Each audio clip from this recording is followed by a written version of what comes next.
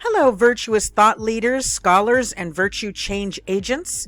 My name is Dr. Lisa Marie Portugal, and I am the Leadership Architect. I'd like to welcome you today to another talk that I have prepared for you and in service to you and your goals.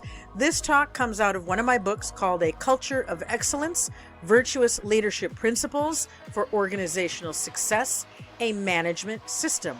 And the cover slide is also the cover of the book, called The Four Cardinal Virtues: Prudence, Justice, Fortitude, and Temperance. Okay, this is my brand and my logo. I just love virtuous leadership. At the top, you see magnanimity is one of the virtues. Magnanimity means greatness. So through the practice of virtue building and working our way through all of these virtues and trying to build these virtues within ourselves, within our communities, families, society, and nation, we may be able to achieve the virtue of magnanimity, meaning the virtue of greatness. All right, so my table of contents, we've got my about page, subjective self-gratification, foundational understanding regarding what the good means, what is a darkened intellect, and then conclusion and references. This particular talk is called Insistence Upon One Right Way.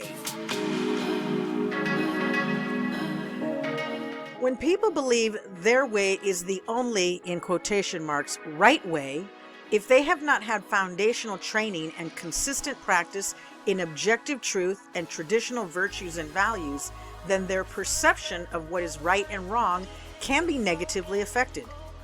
People can be insistent on their way being the right way because it is a natural human inclination to gravitate toward a self-gratifying, darkened intellect versus the challenging practice of virtue building enlightened by traditional values, morality, and objective truth. Seeking objective truth can be more difficult for many people who prefer subjective self-gratification. And if you're new to the term darkened intellect, you might want to research more on that. That is a term that comes straight out of traditional Christianity, and the church fathers talked a lot about what a darkened intellect is. But we'll touch on it a little bit here in this talk. All right, so the next slide is titled Foundational Understanding Regarding What the Good Means. Subjective self-gratification leads to darkened intellect, and this is why many people may view themselves as good people making good choices, yet lack foundational understanding regarding what the good means. This is why many people tend to be relativists today.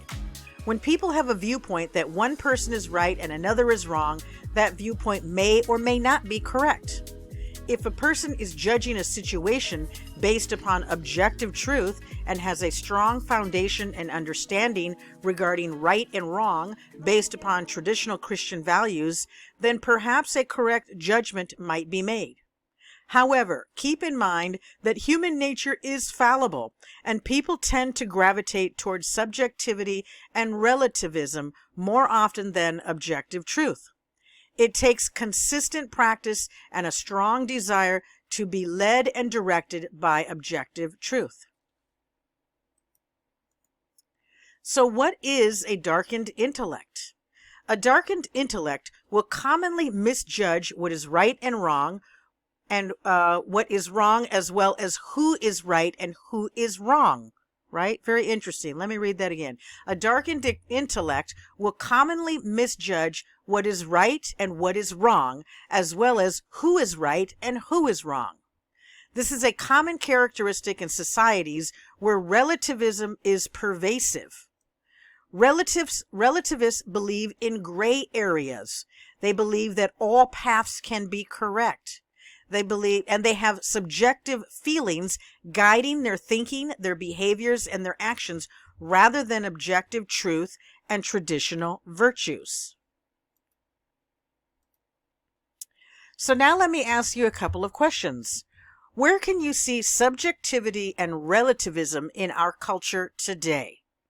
I'm sure now that you think about it, after this talk and some of the other ones that came previous to this, you probably may notice that we are flooded with subjectivity and relativism everywhere, right?